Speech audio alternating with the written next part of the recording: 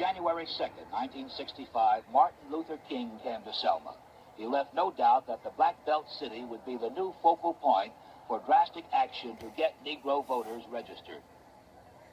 Then if they don't listen once more, he will dramatize this whole situation and seek to arouse the conscience of the federal government by marching by the thousands on places of registration all over this state.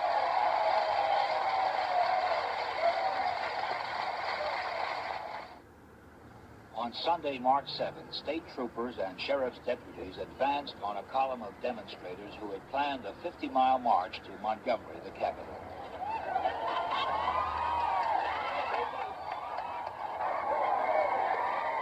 The marchers fell under clubs and whips.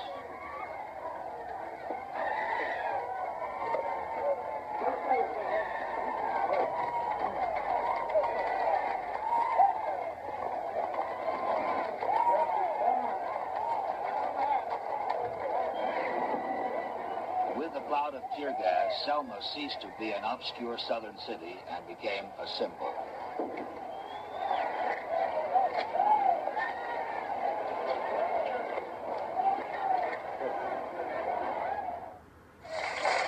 A man dies when he refuses to stand up for that which is right.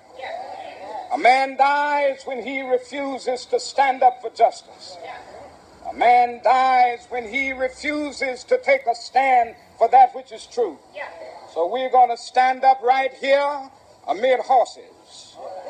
We're going to stand up right here in Alabama amid the billy clubs. We're going to stand up right here in Alabama amid police dogs if they have. We're going to stand up amid tear gas. We're going to stand up amid anything that they can muster up, letting the world know that we are determined to be free. The president referred to the events in Selma as an American tragedy. And throughout the nation, even in Canada, there were marches through the streets of towns and cities. In New York's Harlem, more than 15,000, half of them white, filed somberly through the streets in quiet but agonized protest. The events in Selma had been brought to a climax by a nighttime attack on a white Boston minister by white men. He died 2 days later, many feeling he suffered martyrdom in the cause of civil rights and voting discrimination. The next day, 4 men were held for his murder.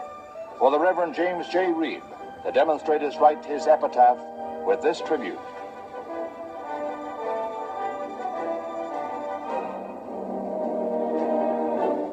Selma sprang overnight from an obscure southern town to the front pages of world newspapers. This church was headquarters in the Negro drive for the right to vote, and it was here that Martin Luther King came to lend his support to the campaign. He pointed out that from Selma's 14,000 Negroes, only a few more than 300 had been registered at the polls.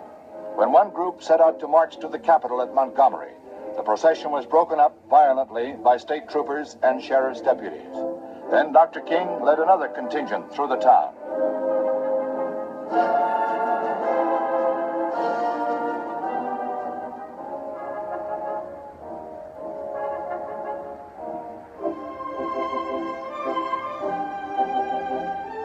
This time, there is no violence. The 1,000 Negroes and 400 white ministers and civil rights workers reach the end of the bridge where the cordon of troopers stand. They are ordered to turn back.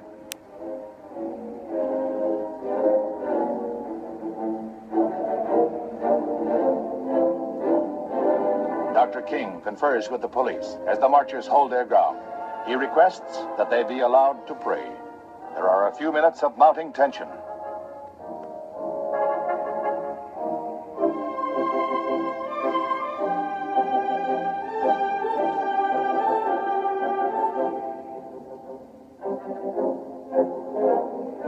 The request to pray is granted, and they kneel in the streets.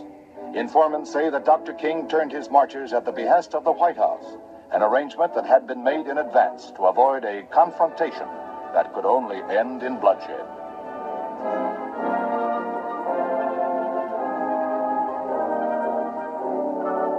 The troops and deputies stand stolidly by as the prayers are said and the marchers go back to Selma.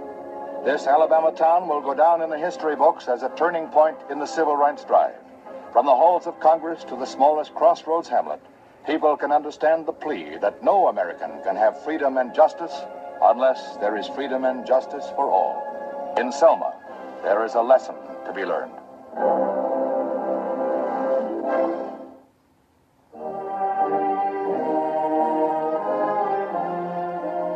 The long-anticipated Freedom March from Selma to Alabama's capital of Montgomery finally gets underway as Dr. Martin Luther King addresses the crowd at the starting point. Twice before, the marchers had been turned back by state troopers. Now they march under a federal court order and with the protection of federalized National Guard units and regular troops, a total of nearly 3,000 men. For the first day, there are 3,200 marchers in line. Half of the four-lane Highway 80 is closed to traffic. Later, where it becomes 2 lanes, the marchers had been ordered by the court to reduce their number to 300, a measure designed for their safety.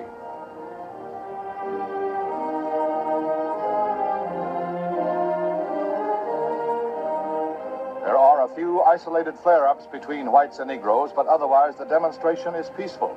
The first day, the marchers tramp a little over 7 miles. Those who have been assigned to complete the 54-mile walk hope to present a petition to Governor George Wallace. The first night is spent in a field near New Sister Springs Baptist Church, their host a Negro farmer.